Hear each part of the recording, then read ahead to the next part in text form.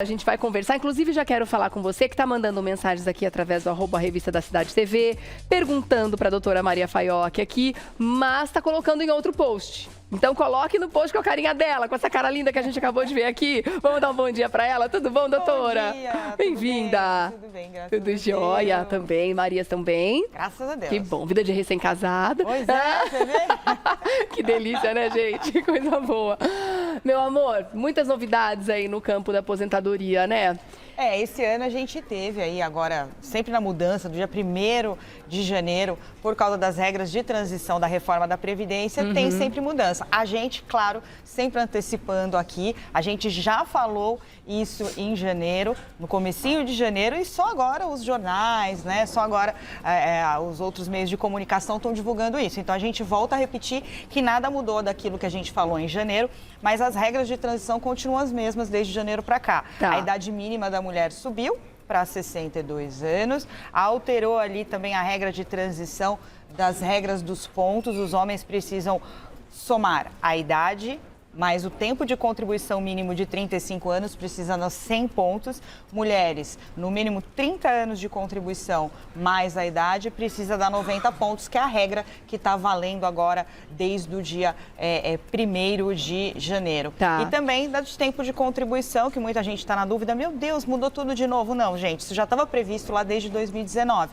Mulher precisa ter no mínimo 58 anos de idade para se aposentar e homem 63 anos para se aposentar pela antiga aposentadoria por tempo de contribuição também, lembrando com mínimo 30 anos de contribuição mulher, 35 homem. A gente já chegou a falar isso, mas a gente está repetindo, é bom reforçar. Porque começaram os jornais Sim. agora, todo mundo a divulgar como se fosse uma coisa... Fica todo mundo assustado, e não né? Então, é uma novidade não, quiser, gente, é uma novidade anunciada. Pode ir lá no YouTube, lá do Revista, que você vai Muitas ter lá o entrevistas. nosso vídeo de janeiro, da participação de janeiro, que está tudo explicadinho, está tudo perfeitinho. Super didático. Super didático. É verdade, que a Faiocchi Então, explica como ninguém, né, É gente? porque ficou todo mundo preocupado. Nossa, Sim. começaram a falar nos jornais mudou de agora, novo. mas a gente já falou aqui, é só voltar lá e rever. É pra ficar tranquilo mesmo, viu, gente? Porque é bem mais fácil de entender do que a gente imagina, porque com a Faiocchi a gente entende tudo. Agora, vamos falar a respeito de uns direitos pré-aposentadoria, que muitas pessoas acham que são direitos, mas tem um veja bem aí na história, né, Exato. doutora? Dependendo da categoria, pode ser que não seja. Por exemplo, estabilidade. Tem gente que tá para se aposentar e pensa assim, já avisei a empresa, tô para me aposentar, não posso ser mandado embora. É o que eu gosto de falar, chuta o balde. Tem Exato, gente que fala assim, nossa, tá faltando 1 ano para me aposentar. Agora- 2 anos, agora eu vou fazer o que eu quero. Altitude de cruzeiro, né? Tipo assim, vou subir Liga o na... piloto automático e vai. Não, vou subir na mesa do chefe, vou dar uma sambada, Não, uma sapateada. pode não, Não gente. faça isso, porque é o seguinte, isso não está na lei, gente. Não existe essa estabilidade pré-aposentadoria. O que existe são acordos coletivos, né? São normas que são firmadas entre sindicatos e categorias de classe. Por exemplo, o Sindicato dos Comerciários aqui de São Paulo, eles têm esse acordo coletivo. Então, para algumas categorias, por isso você precisa fazer uma pesquisa, ir atrás do seu sindicato. Você não precisa ser sindicalizado, isso é importante para você ter acesso a essa informação. Mesmo sindicalizados têm direito. Para você saber se você tem essa cláusula pré-aposentadoria. Tá. Se tiver a cláusula, é só seguir o que está lá. Em alguns casos, você pode chegar a 2 anos de estabilidade. Isso é muito legal, porque tem gente que não sabe disso e pode ter algumas regrinhas. Por exemplo, você ter que comunicar ao patrão que você está na estabilidade. Isso daí já entra no campo do dever. Do dever. Do trabalhador, em avisar a empresa que porque o patrão está não vai adivinhar para se aposentar. que você está para se aposentar. Tá. Porque a sua vida previdenciária nem sempre foi naquela única empresa. Sim. Você pode ter trabalhado em outras empresas. Então, você precisa comunicar o patrão de que você está nessa estabilidade de acordo com a convenção da sua categoria coletiva. Tá. Outra coisa que eu gosto de falar, que é aquilo que eu brinquei, vai sambar em cima da mesa do chefe, pelo amor de Deus, não faz isso. Nunca, né? Porque se você pisar na bola, você pode ser demitido por justa causa. Sim. Se ficar provado que tá com desídia, tá fazendo corpo mole, aquilo Mesmo que você com falou... a convenção da categoria, Exato. pode ser mandado embora por justa causa. Pode. Mesmo Por tendo essa quê? estabilidade Porque se você não está trabalhando, estar em estabilidade não significa que você não vai trabalhar, que você pode fazer o que você quiser. Então, tem que tomar cuidado com isso. Então, tomar cuidado para não ser mandado por justa causa. E uma outra forma, por exemplo, se a empresa encerrar as atividades, ela também não tem a obrigação de te pagar ou de te manter na empresa, justamente porque ela está encerrando as atividades. Tá. E também é importante a gente lembrar que se você está na estabilidade pré-aposentadoria, você não quer ficar na empresa ou o patrão não te quer, muito patrão opta por quê? te mandar embora e te indenizar pelo período que você teria direito à estabilidade. Então, vamos supor, você tem lá 1 ano de estabilidade, o patrão te paga todos esses salários de uma vez, paga todas as verbas, tudo que você tem direito e te manda embora. Aí você também não pode reclamar. Tá, esse é um Porque direito mesmo. É um direito, o patrão pode fazer estabilidade. isso. Tá. E acaba, porque às vezes a pessoa já está cansada, já está ali muito tempo na empresa, aí começa a fazer o corpo mole. Para não dar conflito, tem muito patrão que às vezes está em uma situação melhor, vai lá e já faz isso. Pensando na produtividade, inclusive, né? Porque se a pessoa já não está rendendo mais o quanto a empresa espera, né? Exato. De repente fica até mais barato fazer isso, né? Pagar de uma vez e contratar uma outra pessoa. Exatamente. Então é importante a gente falar essas coisas, porque tem gente que acha, não, eu não preciso informar o patrão. O patrão não é adivinho, ele não tem bola de cristal para saber. Então é muito importante que a gente faça isso. Tá. E aí depois a pessoa pode continuar trabalhando também, ela pode se aposentar. Sim. E continuar na mesma empresa. Pode continuar na mesma empresa. Ela continua com os mesmos direitos trabalhistas, a obrigatoriedade de contribuir para o INSS ela vai ter. Continua. Então tem muita gente que fala assim, agora eu aposentei, meu patrão não vai mais pagar o INSS não vai mais nem recolher. eu. Porque uma parte é o patrão que paga, outra parte é o funcionário que paga. É obrigado, está na lei. Quem é aposentado e continua na ativa ou volta a trabalhar, tem que contribuir. Porque o INSS é um dever social, não sei se é esse o nome, né, que a gente dá. Ele tem a função social. A função social, a gente está pagando para o outro também. Exatamente, usufruir, a não solidariedade. Só então, assim, eu não pago exclusivamente para mim, eu pago para manter um sistema. Sim. Né? Então, isso é muito importante. Tem gente que fala, não, eu estou pagando o meu. Não, você está pagando para você e para a galera toda.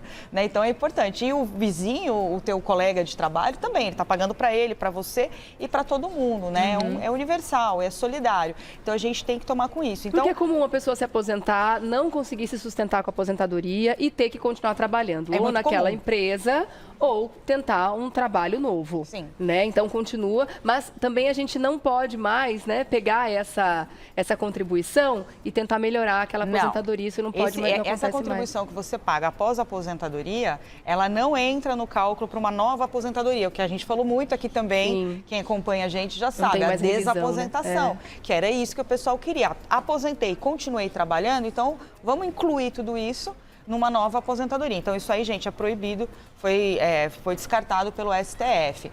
Então, assim, aposentou, continua na ativa, vamos lá, que são o que está no meio entre o pré e o pós-aposentadoria. Então, no processo de aposentadoria, então esse funcionário, assim, por lei, ele não é obrigado, por exemplo, a comunicar ao patrão que ele está dando entrada na aposentadoria. Mas a gente recomenda que faça, tá? Por quê?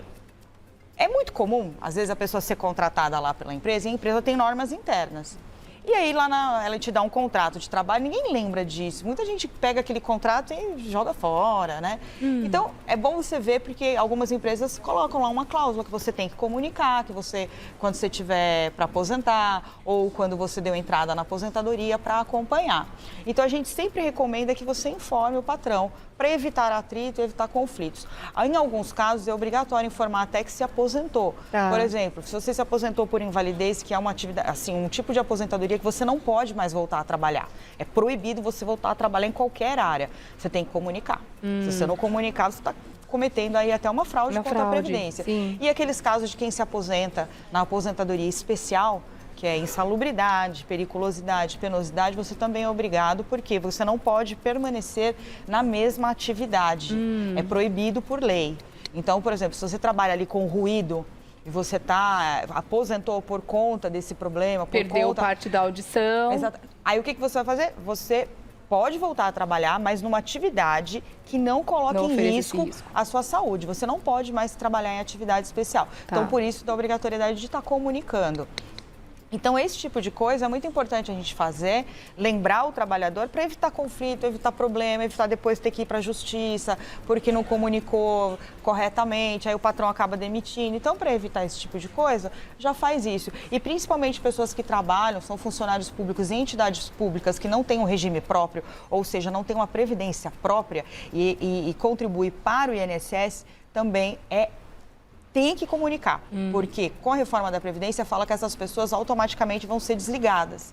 Então, por falta de legislação, algumas empresas públicas, algumas entidades criaram algumas portarias, né? Já até dando ali algum tipo de sanção, né? Alguma penalidade para esse trabalhador que não informa. Então, é muito importante saber que a gente tem direitos, mas que a gente também tem muitas também, vezes né? deveres. Mas por que muitos trabalhadores não informam, não querem informar Porque as empresas? às vezes Eles a política é medo? interna. Não, muitas empresas... vão me mandar embora, estão me aposentando mesmo, vão me mandar embora exatamente. antes, é isso? Muitas empresas, principalmente grandes empresas, elas têm normas internas ali que falam, olha, o trabalhador aposentou, né, por causa até dessas convenções e tudo mais, eles mandam, é obrigatório mandar embora, segundo a norma interna da empresa, eles não permanecem com o trabalhador aposentado, até para dar oportunidade para os jovens que estão começando, para os novos crescerem na empresa. Então, muitas empresas que têm uma quantidade grande ali de funcionários têm essas normas internas. Então, se você descumpre, por isso que eu falei, toma cuidado, às vezes você assinou ali um contrato de trabalho